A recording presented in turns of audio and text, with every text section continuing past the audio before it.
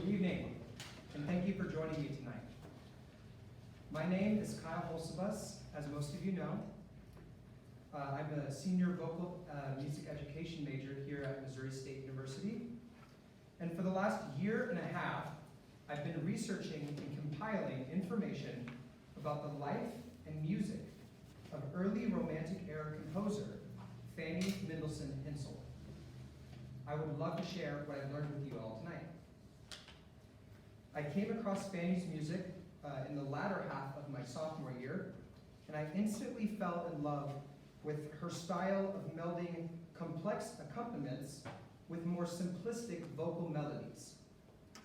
I realized early on in my research that her music was challenging to come by, which resulted in me working very closely with the Mendelssohn House and Berlin State Library in Germany to acquire many of the works associated with this recital tonight. On top of that, the Missouri State University Library contains very few resources about Fanny, almost all of which discuss her work as an afterthought to her brothers. In discussing her life story and examining her compositions over the years, I believe it will become increasingly apparent why so much of her music is hard to come by, as well as why many of us don't even recognize her name.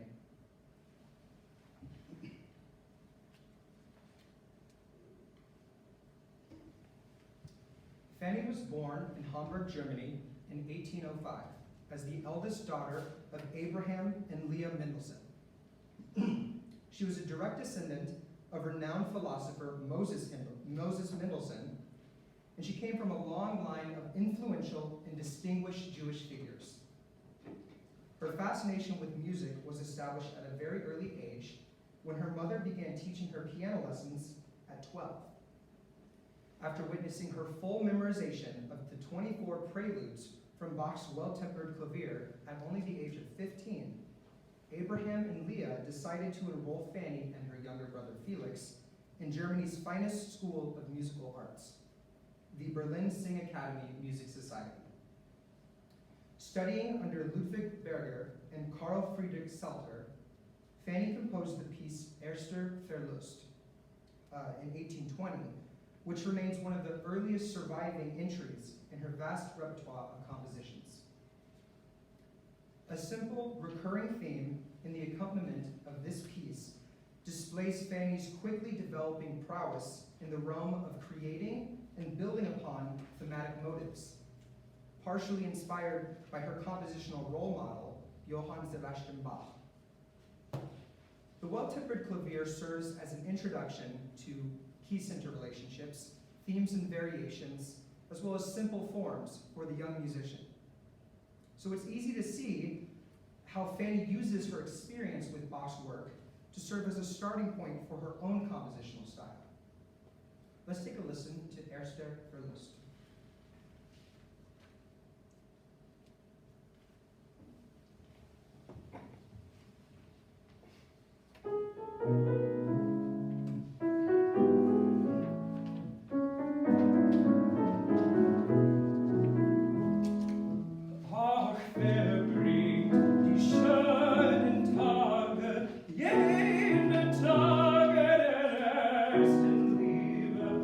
Ach, wer bringt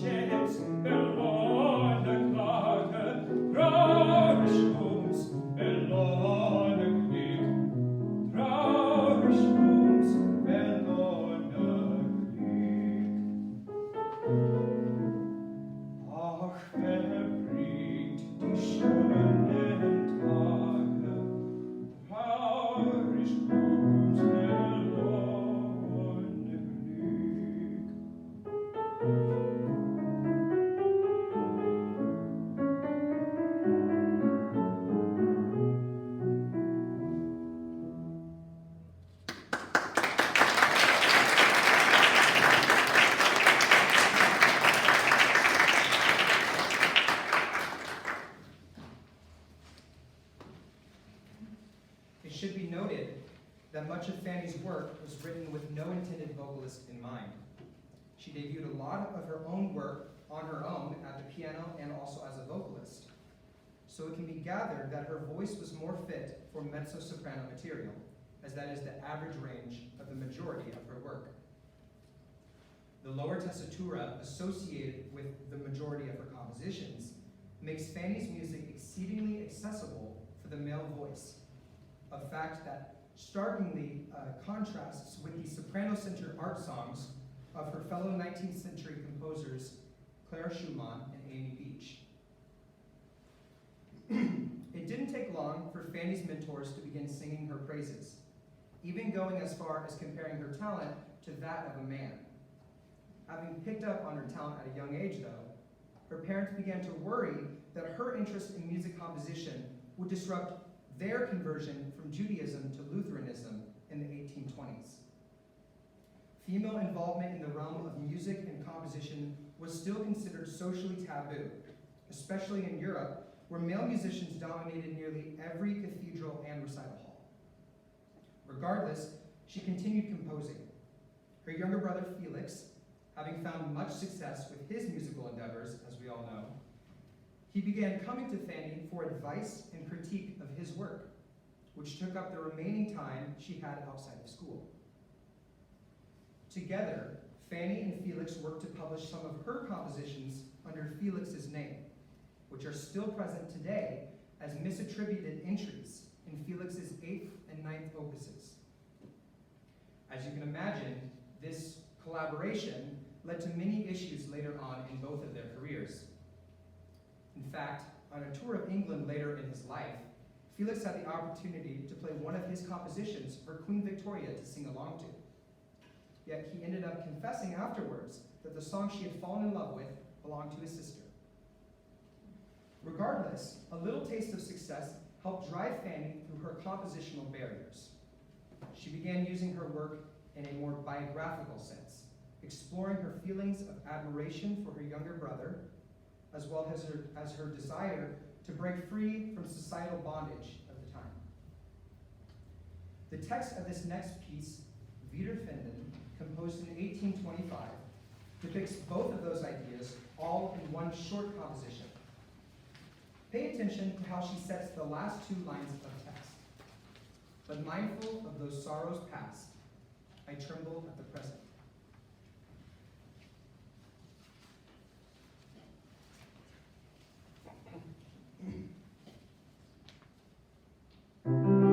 Es ist möglich, Sterne, Sterne, drück ich wieder dich ans Herz. Ach, was ist die Nacht der Ferne, wie ein Abgrund, wie ein Schmerz, wie ein Abgrund, wie ein Schmerz.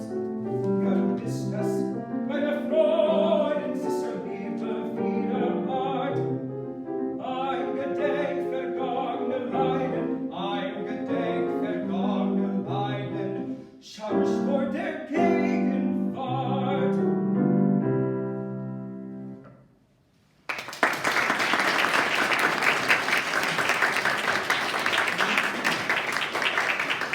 That's how she wrote, guys. Although a rather short piece, I think it gets the point across. Many of the texts that Fanny fell in love with were deeply profound in spite of their shortness. And I admire that she wasn't afraid to lean into that when setting them to music.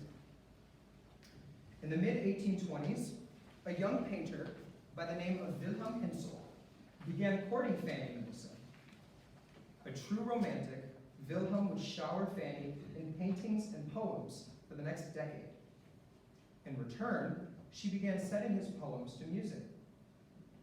Abraham and Leah Mendelssohn were not initially fond of Wilhelm's courtship of their daughter, though, in large part due to their 9-year age difference. Wilhelm's Catholic faith also posed yet another threat to the Mendelssohns' conversion to Lutheranism. With all of this in mind, the letters exchanged between lovers, as well as the songs they inspired, were not released to the public for decades to come. Fanny and Wilhelm had a love for one another that none could challenge.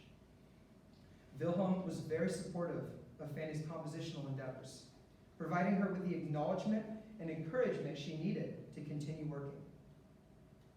In a letter from Fanny to her brother Felix, she exclaimed, "It seems impossible to us that love and happiness could grow even greater. But so it is that with every day we become closer, and every night we agree how happy we are." Things changed, though, when Wilhelm was commissioned by King George IV to paint some copies of Raphael's work for his own collection. This amazing opportunity saw Wilhelm leaving Hamburg for Italy, a country that Fanny had been fascinated with visiting for many years. With her parents still adversarial toward Wilhelm and his family, Fanny was not permitted to join him on his travels. So over the coming years, the two would continue exchanging letters and poems of affection, in which they cemented their commitment to one another and also expressed their intent to eventually wed. The content of Fanny's work began to change, however, morphing from an innocent perception of youthful passion to a more realistic, visceral view of love and loneliness. This development is ever present in Fanny's Zuleika und Tatum and Der Strauss, composed in 1825 and 1835 respectively. Zuleika und Tatum tells the story of a reunion of two souls who know that their time is fleeting, yet choose to spend it together regardless.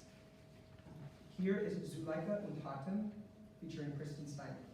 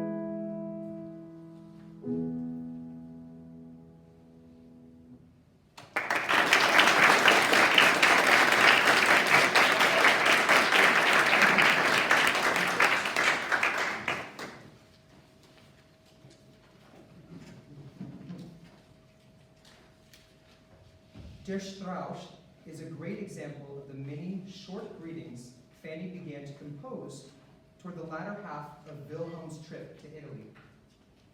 These extremely short a cappella duets were derived from simplistic poems written by Johann Goethe that depict subtle gestures of love and affection.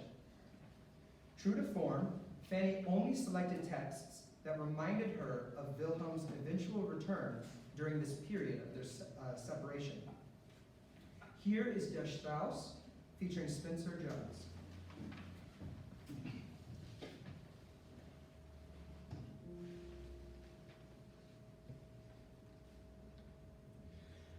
Der Strauß, den ich gepflüget, grüße dich für 1000-mal. Ich habe mich oft gebüget, ach voll, 1000-mal. Und ihn ans Herz gedrücket, und ihn ans Herz gedrücket, wie 100.000-mal,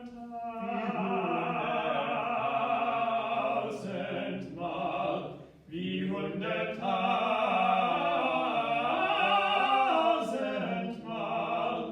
wie 100.000-mal.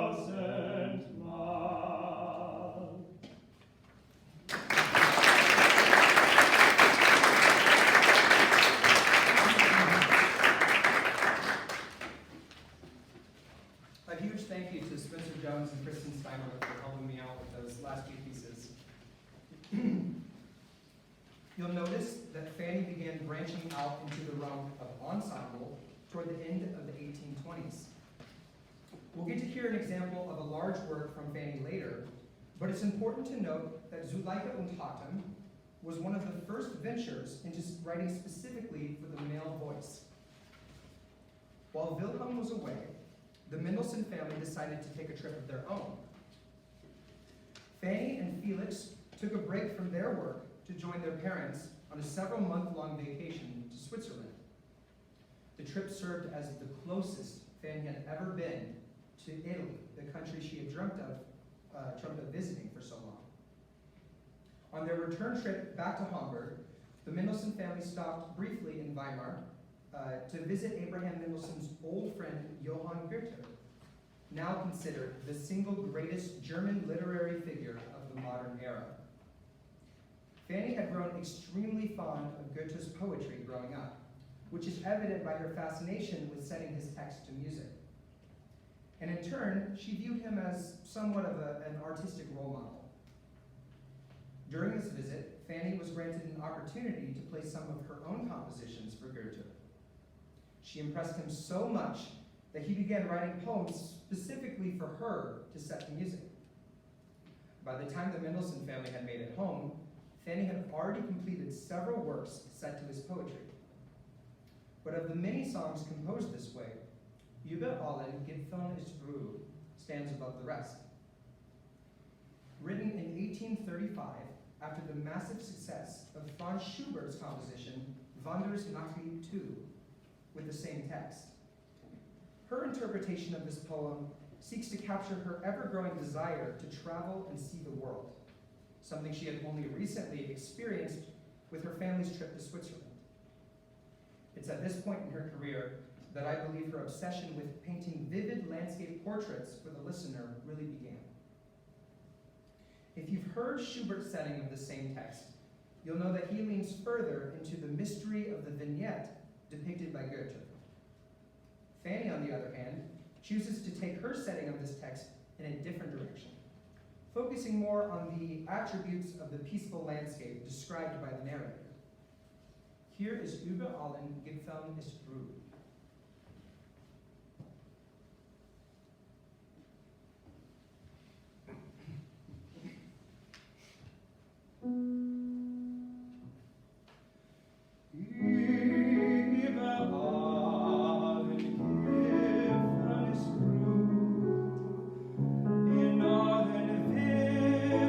Spürest du, kaum meinen Horn. 100.000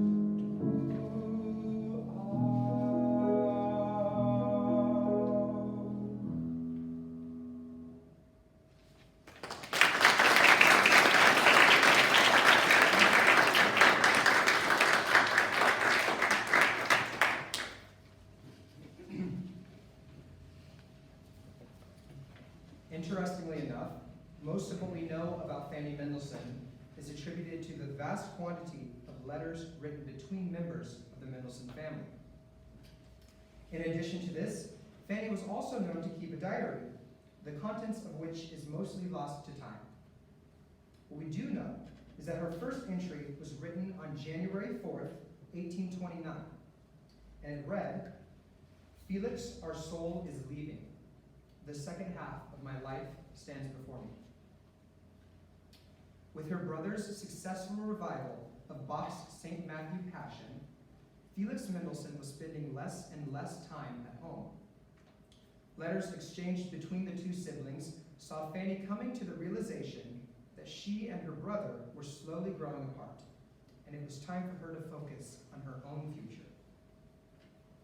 January 23rd of the same year saw Wilhelm Hensel return from his 5-year trip to Italy, prompting an immediate proposal and eventual wedding to be held on October 3rd, 1829. Fanny commissioned her brother to write a processional for her wedding, but a recent leg injury and subsequent recovery kept him from completing the composition. Nonetheless, Fanny and Wilhelm were joined at the altar, where she played some original compositions for her new husband.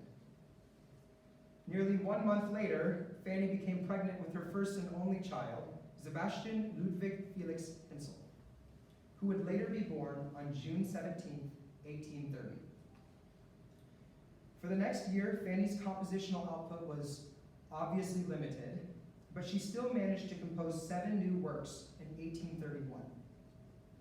There were positives to her less active compositional life, though. Fanny was able to use this much-needed break to reevaluate the pieces she had completed over the years and begin determining where she wanted to take her work next. Fanny's interest in chamber music started taking root in the early 1830s. Inspired by her brother's success in the same genre and encouraged by her husband to return to composition, she would go on to compose nearly 25 chorus works and countless pieces of small ensemble over the next decade. Yet very few of these compositions remain to this day. Due to the challenges in balancing composition and family life following her pregnancy, only one set of chorus works was actually published under Fanny's name. Her third opus, Gartenlieder, or Garden Songs, consists of 6 works displaying her experimentation in the ensemble genre. They also serve as yet another example of her obsession with admiring nature through her music. One of the most well-known songs from this opus is Schöne Fremde, composed in 1846. At this point, I'd like to invite an ensemble.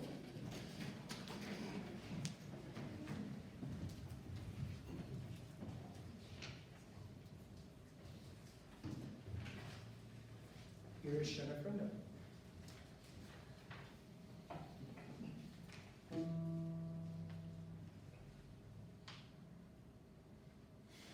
Es war so schön, die Schöne, das Lied sich stürmt, und die Haaren die Haaren, die harten Götter, die ruht.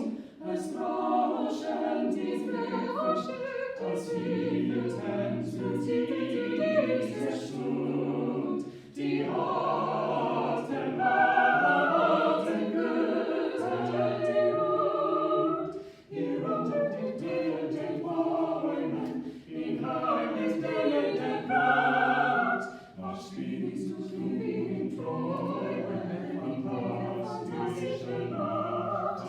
Was spielst du in Träumen, zu mir fantastische Nacht? Hier unter den Bäumen, den heimliche Pracht, was spielst du die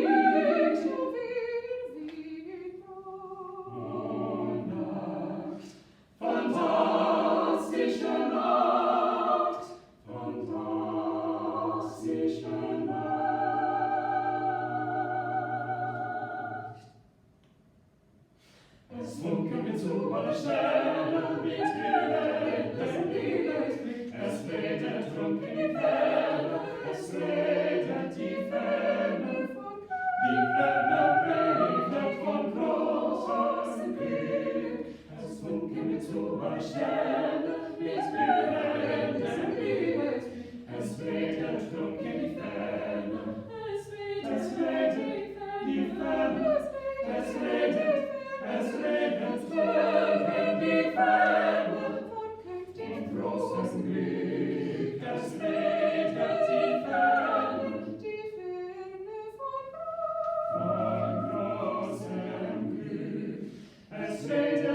in die Ferne vom künftigen großen Weg, vom künftigen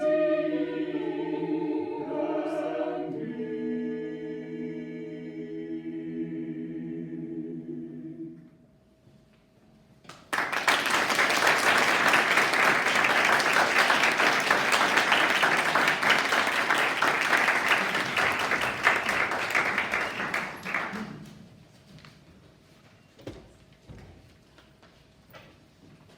Another special thanks to each of the members of the ensemble. They've worked very tirelessly to get that all together.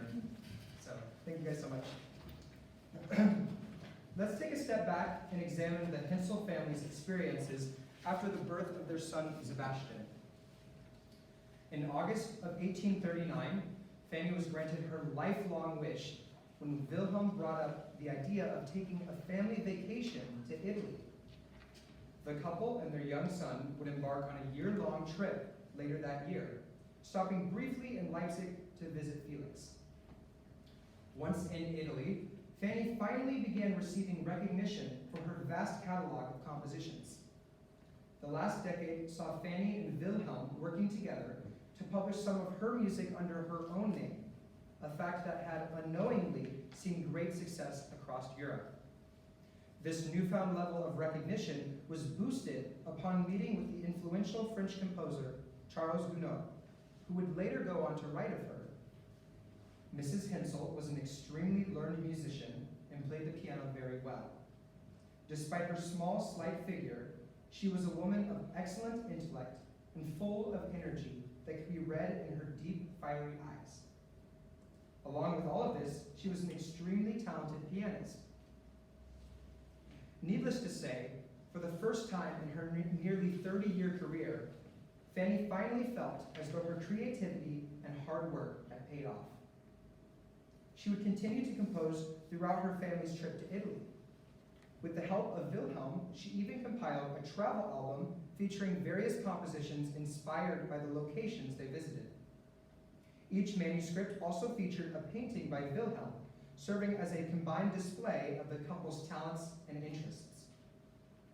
The album is now on display at the Mendelssohn House Museum in Leipzig, Germany. Fanny began curtailing her compositional output by the late 1840s, fearing that her work would mean nothing if she didn't focus on publishing it first. After recognizing that her most popular works were those published under her brother's name, mainly in Felix's 8th and 9th opuses, Fanny sought to differentiate herself by publishing under a new label. She sought out Robert Kudel, a German diplomat and accomplished pianist who had served as an editor for some of her previous work.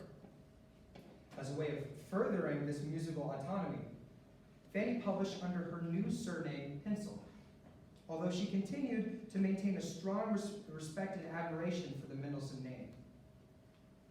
Together, Fanny and Robert would go on to catalog and edit her early works in preparation for publishing. But despite her best efforts, the majority of her work would not be released to the public until well after her death.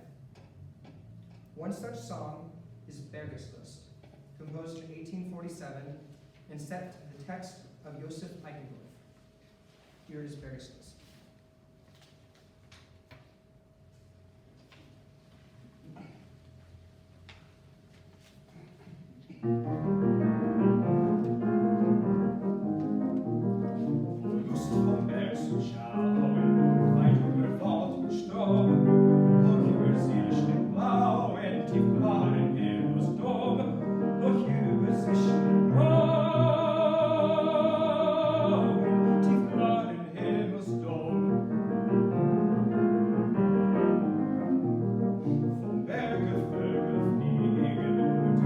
So